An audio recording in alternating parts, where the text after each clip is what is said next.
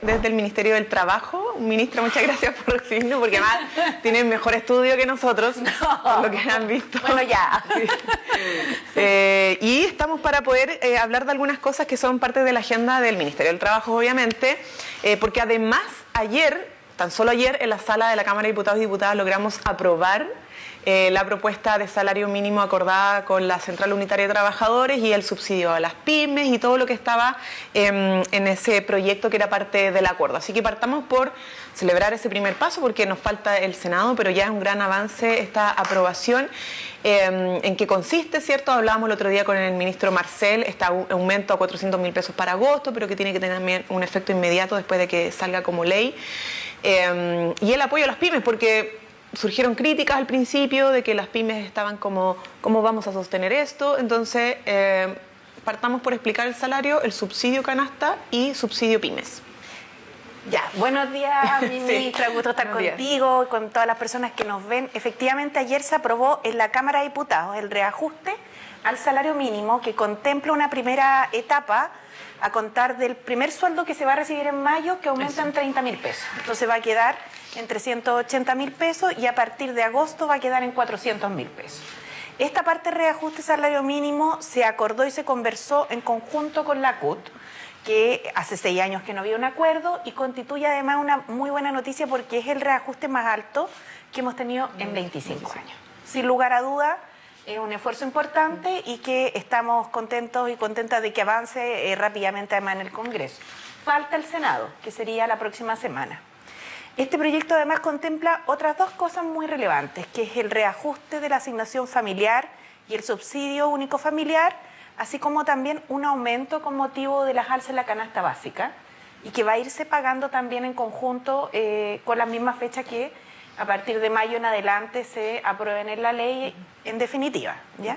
Y en tercer... Es importante porque es el reajuste que se produce con el reajuste del salario de estos subsidios, de estos apoyos, y además el aumento, o sea, se reajusta y se aumenta. Claro, en primer lugar, siempre se reajusta la asignación familiar y el SUF, lo mismo que se reajusta el salario mínimo. Claro. Y por eso en los últimos años también se habían reajustado 500 pesos por año, digamos. Muy poquito. Muy poquito. Ahora se van a reajustar en más de un 40%, casi un 50%, ambas asignaciones, con motivo del aumento del salario mínimo, primero, ministra, y en segundo lugar, con motivo de este bono compensatorio para apoyar, este aumento compensatorio, ¿cierto?, de las asignaciones, para apoyar precisamente los aumentos de precio en la canasta básica, ¿ya? Y el tercer elemento que se legisla es el apoyo a las pymes, porque en nuestro país las pymes generan más del 50% de los empleos. Claro. Entonces, queremos avanzar en mejores derechos laborales, un mejor ingreso, donde el sueldo es un tema esencial, pero también tenemos el deber de cuidar el empleo y por eso el proyecto de ley y la negociación que llevó el ministro Nico Grau con las MIPYME acoge en buena medida también la opinión de las empresas de menor tamaño porque sabemos que el empleo es muy importante y sabemos que el esfuerzo tenemos que hacerlo caminando con la y los trabajadores y también con la pequeña y mediana empresa. Hay que darle un empujoncito y un apoyo que es transitorio. ¿Cómo se produce este apoyo a las pymes? Que es también quizá los que pueden estar viendo, han surgido muchos emprendimientos a propósito de la pandemia, entonces cuando nos siguen en Instagram nos preguntan, yo tengo una pyme, ¿cómo lo voy a hacer? Se asustan, entonces tratemos como de aterrizar un poquito este apoyo para que se comprenda más por parte de quienes tienen un emprendimiento. Muy bien, lo que van a tener que hacer las pymes es inscribirse en la página de impuestos internos, ¿ya? Pueden postular las pymes que tengan un nivel de ventas inferior a 100.000 UF anual, tienen que postular a través de la página de impuestos internos, que básicamente va a ser la tarea como backstage, ¿no? La institucionalidad pública, el servicio, va a cruzar sus bases de datos, va a ver si califican por el nivel de ventas. No, para que no entren grandes. Exactamente. Empresas. Y por otro lado, desde las bases de datos del seguro de cesantía van a estar detectados los trabajadores que son remunerados con salario mínimo, porque cuando el empleador a ti te cotiza como trabajador o trabajadora, lo hace informando tu sueldo. Entonces nosotros sabemos como gobierno, como Estado más bien dicho, quiénes son los trabajadores que ganan sueldo mínimo. Se van a cruzar estas dos cosas, el emprendedor, él o la dueña de una pequeña empresa postula vía impuestos internos, ingresa sus datos y se va a producir el cruce automático y se le va a entregar este aporte que en promedio son 22.000 pesos por trabajador. Entonces va a subir el sueldo mínimo en estos 30.000 pesos y por cada trabajador se le va a ir entregando este subsidio. Por gran parte del aumento se cubre ese subsidio, ¿no? Del aumento real, porque el aumento del IPC, de la inflación, lo va a cubrir la pyme, porque la inflación es lo que además cubrimos también nosotros, las personas naturales, también los grandes empleadores o empresarios.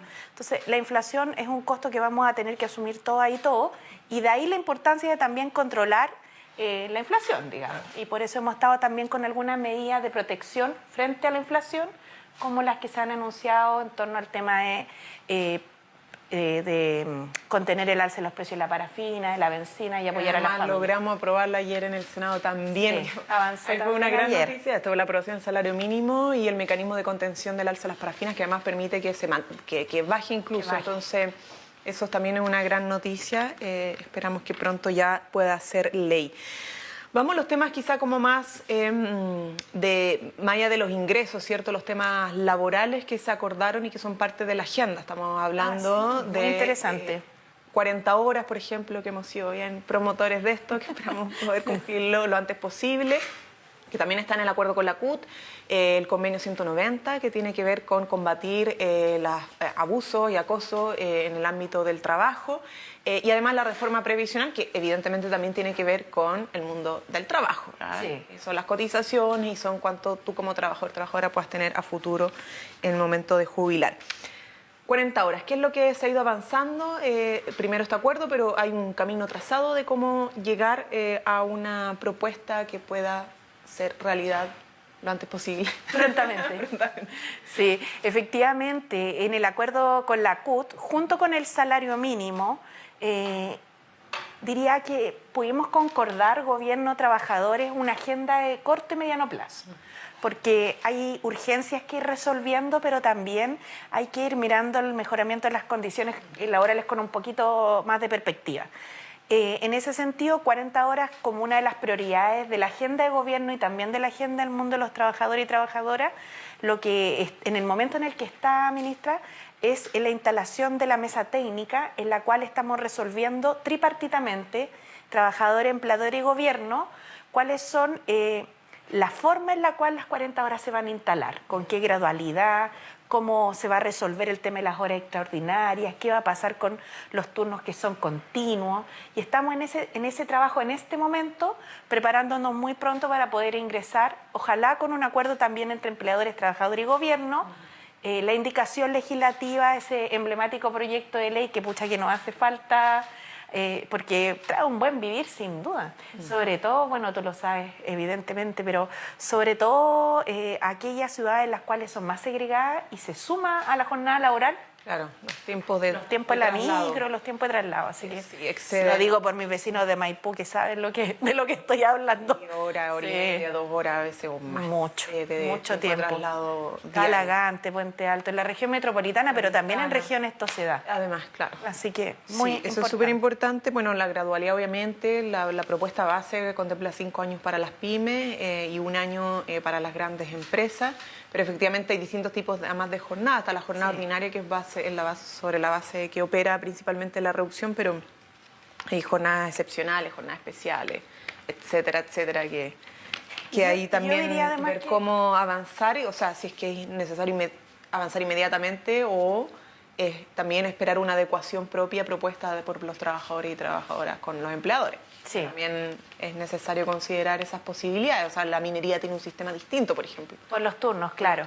Pero yo diría que en general hemos tenido buena acogida también en el mundo de los empleadores, ¿eh?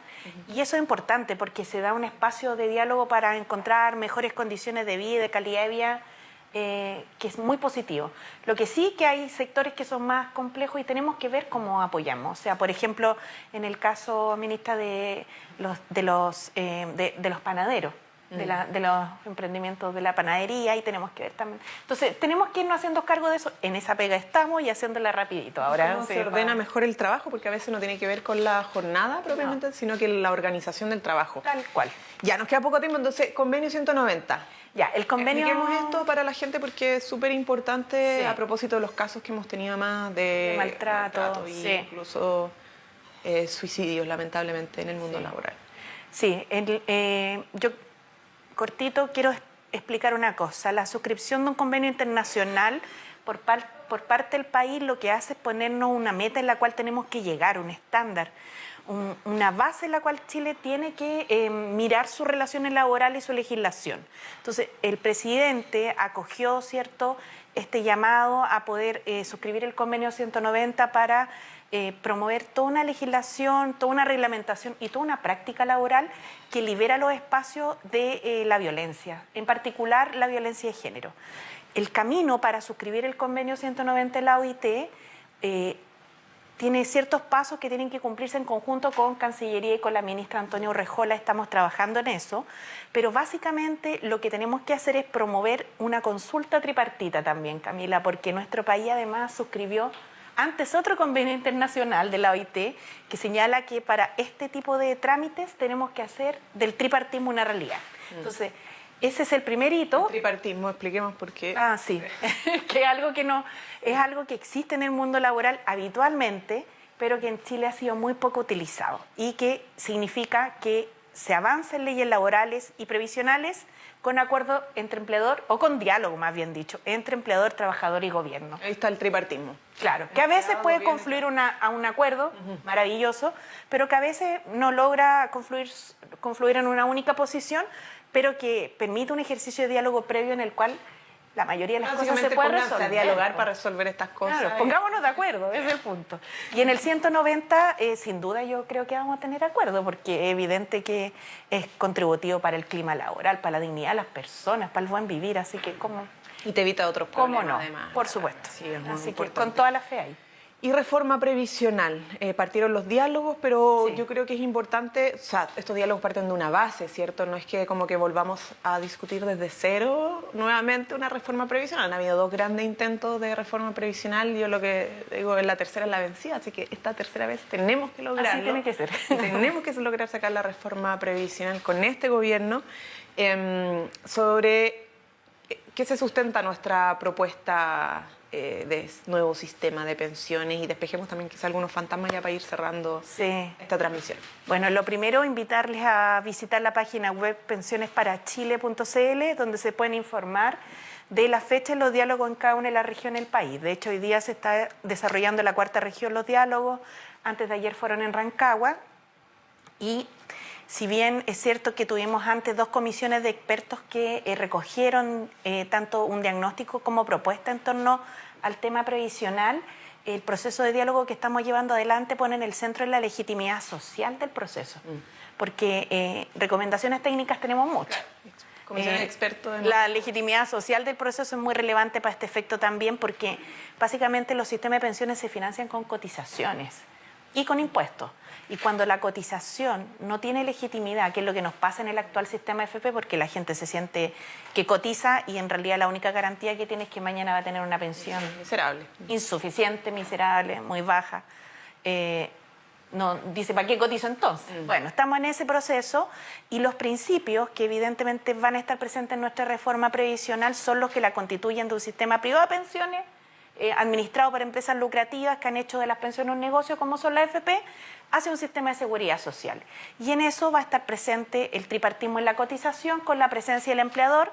El Estado ya financia casi el 70% del sistema de pensiones. Otro día podemos hacer un live completo para hablar de eso. El sistema, buena parte. básicamente. Sí, buena parte. Así como también las antiguas cajas y CAPREDNI y PRECA. Entonces va a haber tripartismo con la incorporación del empleador en la cotización, va a haber entidad pública, porque esto es un derecho humano, el acceso a la seguridad social, no un bien de consumo que se transe en un mercado exclusivamente entre privados. Aquí hay un enfoque de derecho humano y va a haber también solidaridad. ¿Cuánta solidaridad? Es algo en lo que nos tenemos que poner de acuerdo en los diálogos, pero Dos cosas decir. Primero, lo que hemos dicho reiteradamente, aquí no hay ninguna expropiación de los fondos de la capitalización individual. Primero porque nunca lo hemos planteado, no está en nuestro programa de gobierno, no es nuestra intención, pero además porque no tiene ningún sentido. Porque si yo le expropio, de acuerdo a las normas que existen en nuestro derecho, un celular a una persona, la tengo que restituir con una indemnización de perjuicio. O una vereda, no sé qué es lo que ocurre a veces cuando se expropian, ¿cierto? Para construir autopistas se expropia y se indemniza. ¿Qué sentido tendría expropiarle algo a alguien una cantidad de dinero para restituirle la misma cantidad de dinero? Entonces no hay expropiación de fondos. Y en segundo lugar, sí nuestro sistema tiene que ser un sistema en el cual lo que exista sea un sistema de seguridad social. Y eso es lo esencial, significa que las personas, cuando dejan de trabajar, las personas mayores, y dejan de percibir ingresos, no pueden por sí mismas tener que hacerse cargo de todo solas, porque si no, no habría sistema de seguridad social, sino que estaríamos hablando del individualismo más puro y duro, que es lo que hemos tenido básicamente una cuenta de ahorro estos 40 años. Y por tanto, eso es lo que tenemos que cambiar. Así que sí, porque ante situaciones de perjuicio graves que pasa una persona que cotiza, bueno, el sistema tiene que protegerlo más allá de incluso de cuánto cotizó. Claro que sí. Y ese es el compromiso como sociedad, porque en el fondo es apoyar a las personas mayores que ya han entregado tanto y que hoy día están rascándose con sus propias uñas, y esto no puede seguir. Así que cuando hablamos de solidaridad, acordarse de estos casos, porque está en directa relación con cómo apoyamos a las personas mayores del país. Así es. Y además basado en el pilar base. En principio, todo con un piso universal, claro, que ya se logró aumentar, se creó, se aumentó, y nosotros vamos a aumentar más en función de los impuestos. Claro que sí. Porque recaudar la reforma tributaria. Eso, la reforma tributaria va a ser clave para eso, porque la contribución a la pensión o la modificación al sistema de pensiones va a venir en base a las cotizaciones, a las contribuciones, pero también con un pilar previo, que es la pensión base universal, que compromete nuestro programa de gobierno para toda la población, con una pensión base de 250.000 pesos, que está muy ligada a la reforma tributaria que vamos a realizar para recaudar más, precisamente para poder tener más y mejores pensiones. Sí, eso es súper importante, es como lo mínimo, ¿cierto? Desde aquí para arriba, el piso que tiene que garantizar el Estado a través de la recaudación de impuestos, y que por cierto esa recaudación no venga simplemente el IVA, sino que de los que más tienen, para que sea más justa y más redistributiva y más solidaria al final, que es un pilar fundamental del sistema. Muchas gracias, ministra, por el tiempo. Muchas gracias ministra. Esperamos que hayamos respondido dudas, porque todas estas transmisiones las hacemos en función de que nos escriben y nos preguntan cosas. Bueno, con las ministras y ministros la idea es poder ir despejando aquello. Muchas gracias por acompañarnos en esta nueva transmisión. Hasta luego. Chau.